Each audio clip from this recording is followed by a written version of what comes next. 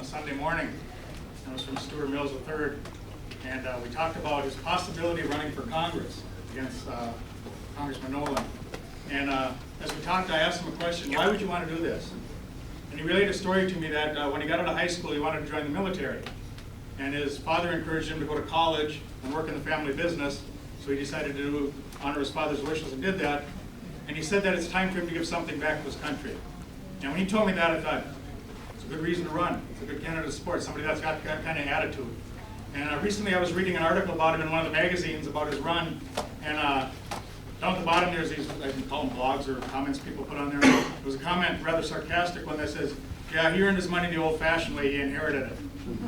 Obviously the writer, or the person that wrote that, was confused and thought that article was about Governor Mark Dayton.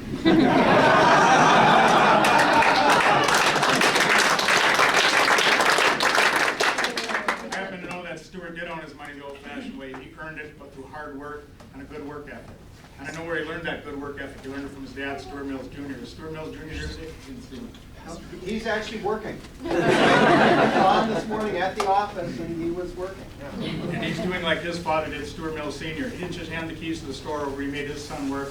Stuart Mills Jr. made his son work. And that's where he got his good work ethic and his good business practices. In my opinion, that's the kind of person that we want in Congress. And it gives me great pleasure to introduce Stuart Mills III.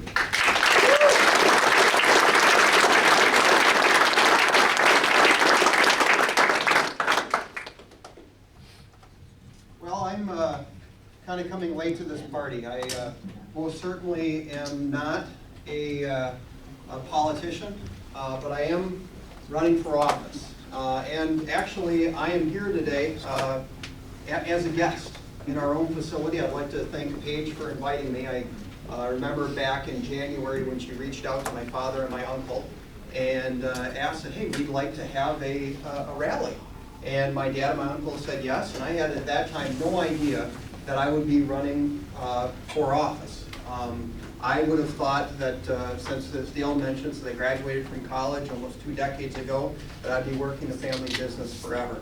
But it's an opportunity for national service, which I believe in, which my family believes in, and it's the right time. It's the time that this country needs people to step forward that don't have a political agenda, that don't have career ambitions to serve in either Washington or St. Paul, that it is part of either state or national service.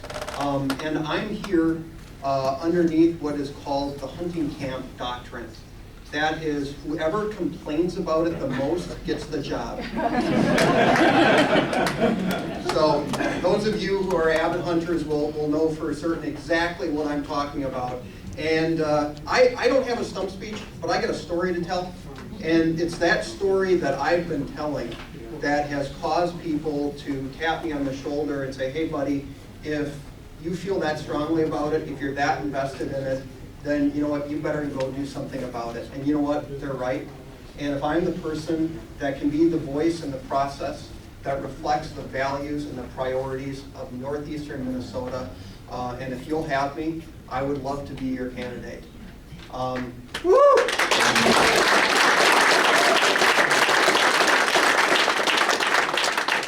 And you know, there's a lot of things we could talk about, but you know, it's going to be a beautiful day out there. But I want to tell you a little story about myself. A lot of people know me, know the Mills family. We've been in this community since the 1870s. I'm not going to bore you with the family history. It's all online. You can read it. But we came up to the corner of Gull River and 210 at the old lumber mill there. And my great-great-grandfather was the postmaster and one of the managers at the lumber mill. And we put down roots, and we've been engaging in family business ever since then.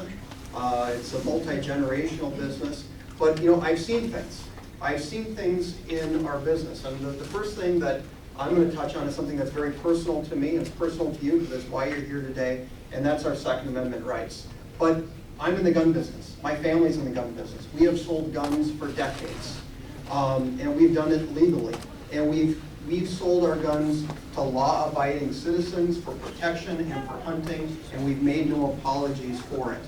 And we had a whole crop of elected officials, from Obama to our senators to our congressmen, who said, I believe in the Second Amendment. I will stand up for your Second Amendment rights. And then the second that they had an opportunity for political cover, they took it and lined up behind a gun control group that since 1995 has said our end game is Mr. and Mrs. America, turn them all in. We can't get that, so we're going to do it incrementally. We're going to take it piece by piece by piece, and we're going to use any political situation to our advantage. We'll say we're for your guns, we'll say we're for your rights, but then when we have an opportunity, we're going to turn on you. And it was, I think that I had a responsibility to be a voice to call bupkis on that, because there were a lot of things at play, but there were three main things at play. The first of all is that I'm a father. I have young kids. They're kindergarten age. The things that happened at Sandy Hook and some of those other disasters, I want to protect our children. I want to protect my children. And what they were advancing would have left our children much more vulnerable. I mean, and they were batting around all sorts of ideas about, federal legislation to make all schools gun-free under penalty of a felony. Well, the people that were perpetrating these horrendous acts, they didn't care if it was a felony. And it's like, then we walk away from it, and we think that our children are protected. Well, you take a look at what we've done with fire safety since the 1950s. We've had zero children die in school-related fires. Zero. But what do? We have fire hydrants out in front of schools.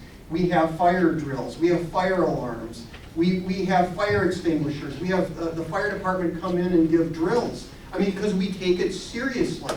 Because we make it a priority to protect our children. But then when it comes to guns, it is such a political agenda where there is a political endgame where they refuse to sit at a table and really come up with common sense solutions that would really protect our children.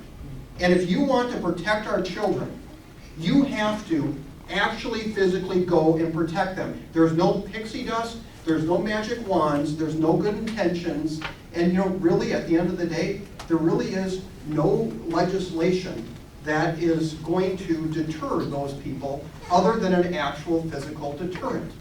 And the people that understand guns, and I know that I'm in good company because, hey, listen, you can go out here and see the business that I'm in. I understand how guns work.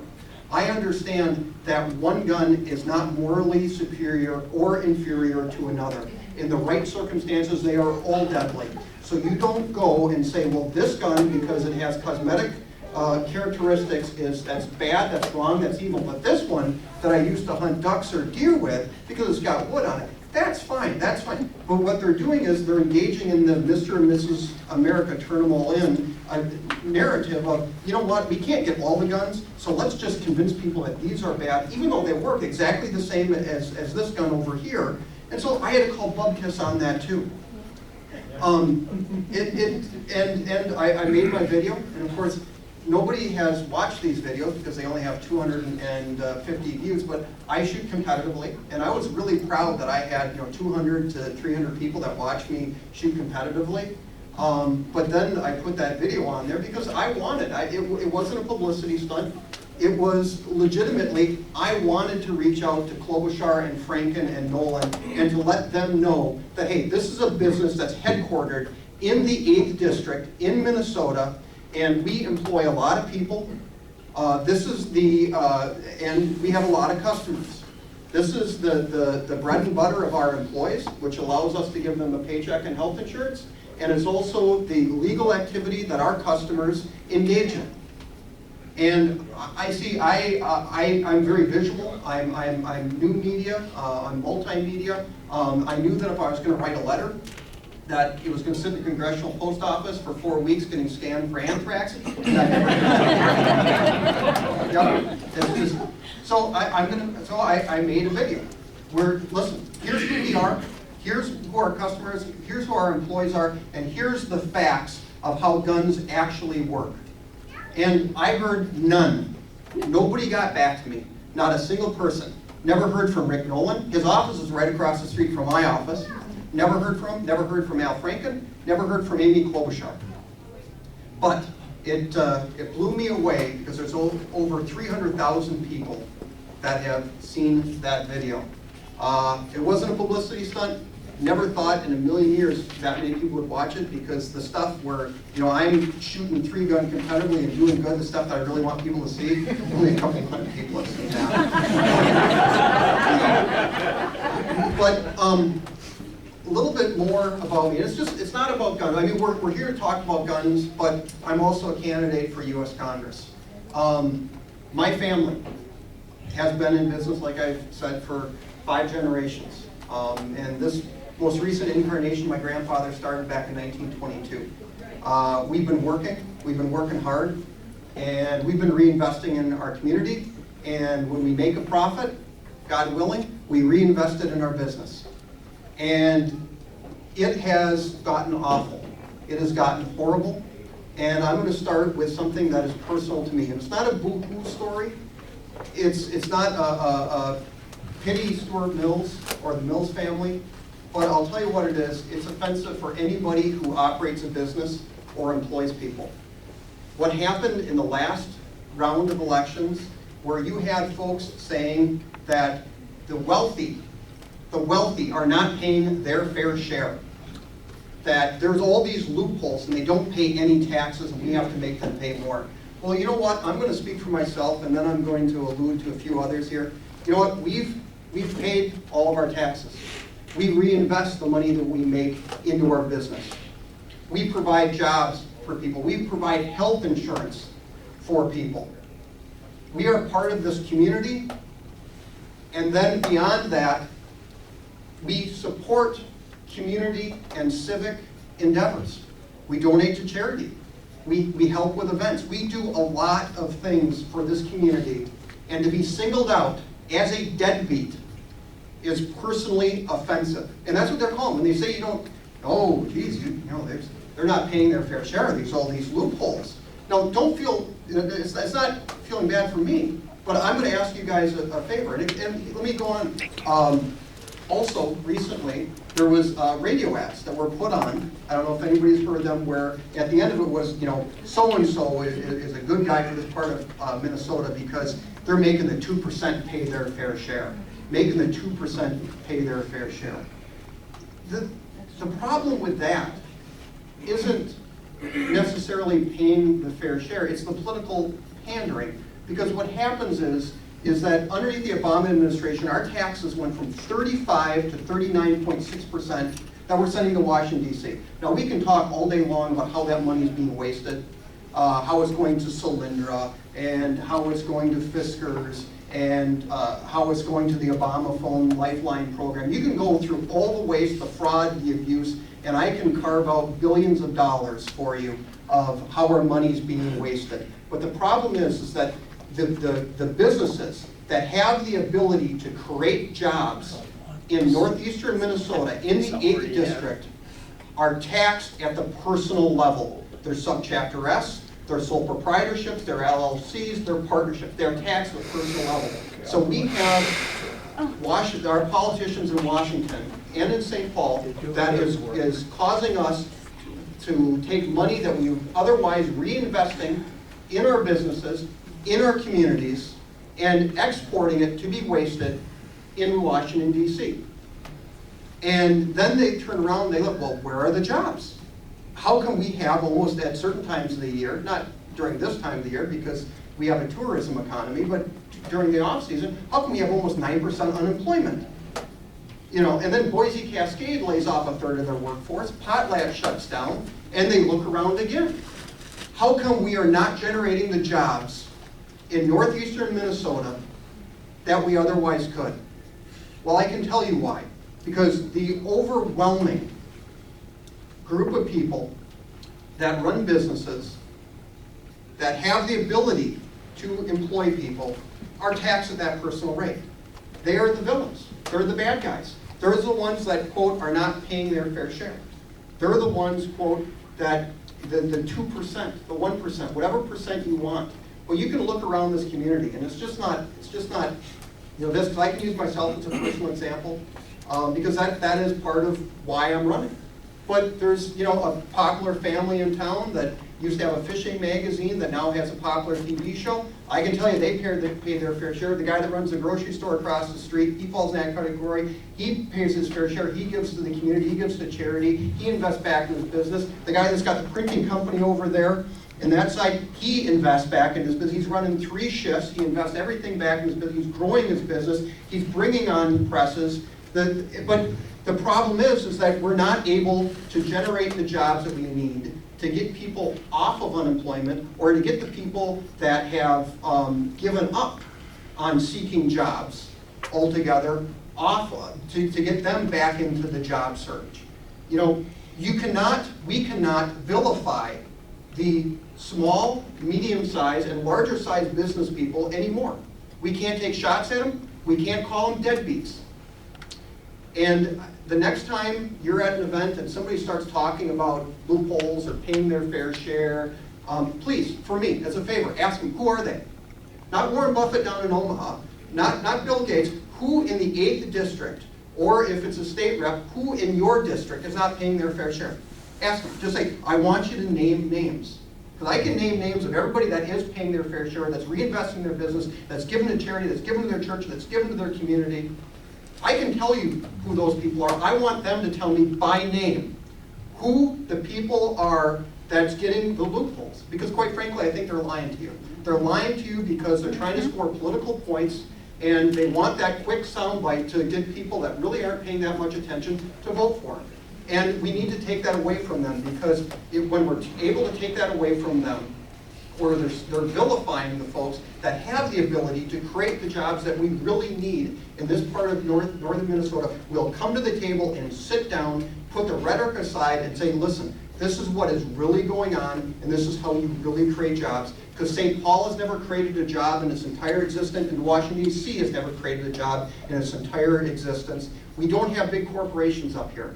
It's going to be individuals that are individuals that own businesses, that are taxed the personal rates, that have the ability to do it. And we have to speak up for the small and the medium-sized businesses and businesses like ourselves, because you know what? It's not only just the loop that I'm talking, but when we're able to reinvest in our business, we're able to have construction projects like this, which create construction jobs. We're the largest taxpayer in Crow Wing County. So, I mean, our ability to pay our taxes pays for the sheriff's department, pays for everything, the city and everything else. If we want to have healthy communities, if we want to have a healthy 8th district, we have to stop kicking the people that have the ability to really grow our economy and make our quality of life better.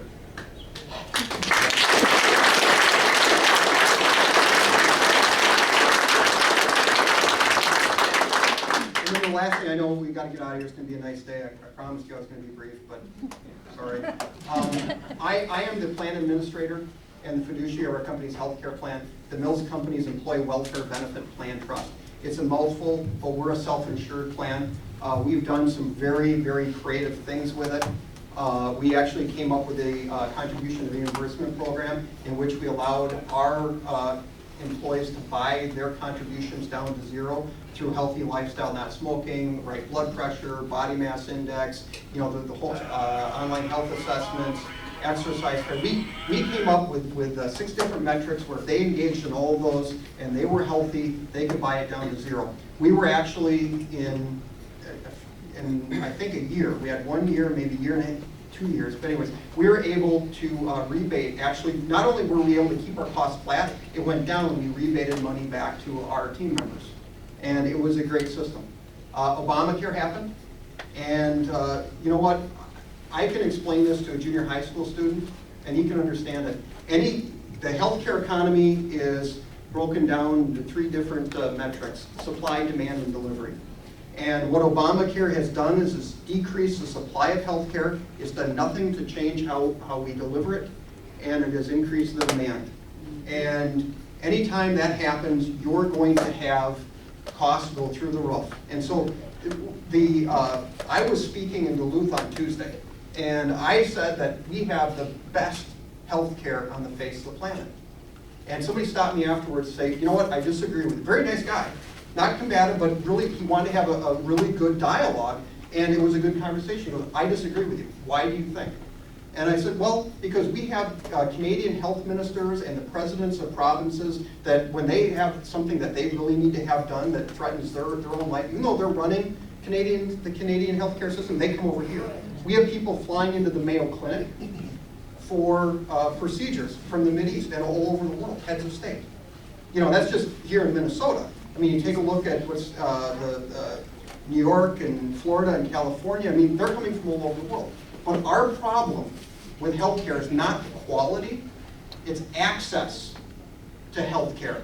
And somebody that has run a $34 million health plan, the Mills Company's Employee Welfare Benefit Plan Trust, it's a $34 million plan. We serve 6,000 plan participants. You do not increase access by diminishing the supply and increasing the demand. A 14-year-old can tell you that what is happening with Obamacare will not accomplish what they say they've set out to accomplish. All it will do is it will create a rationing situation, it will increase costs, it will have the opposite effect. And it is something that needs to be repealed and replaced by, quite frankly, just the opposite of the direction that they're going, because healthcare is way more important than to have government or government bureaucrats come in between you and your doctor.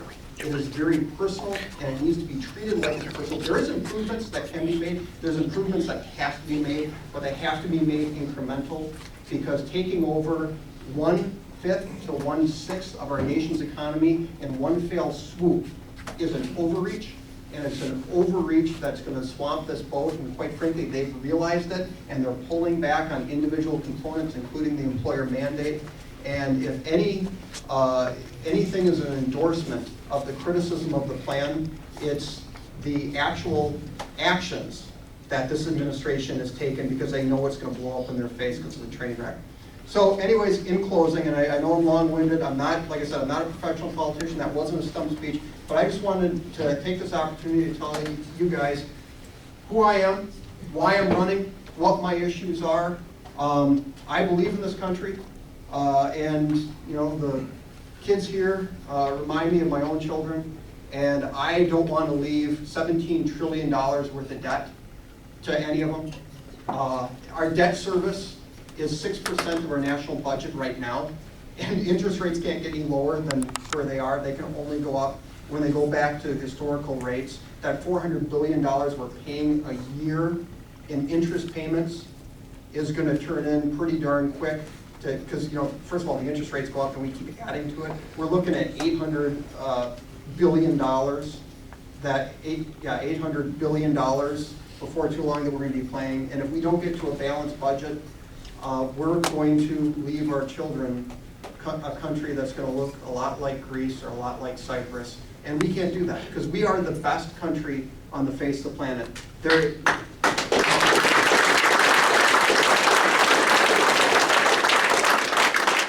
It is worth fighting for, and there is no greater hope for liberty or freedom on the entire earth than the United States of America and that flag. So thank you for your time. Thank you.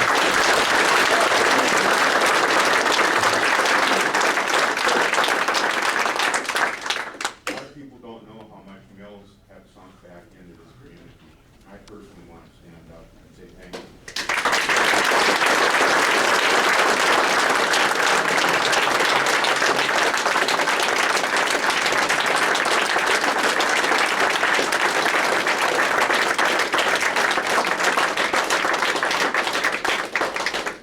And I would be allowed to say one more thing. That Chris is, I'm pretty bad at speaking. I'm afraid that her speech, I know, will be taken racist by some people in this group, and I know for sure it was not meant that way. So I'd like to give a standing ovation for two.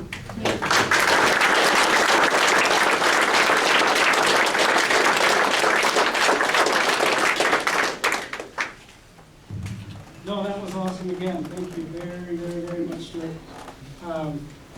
This is a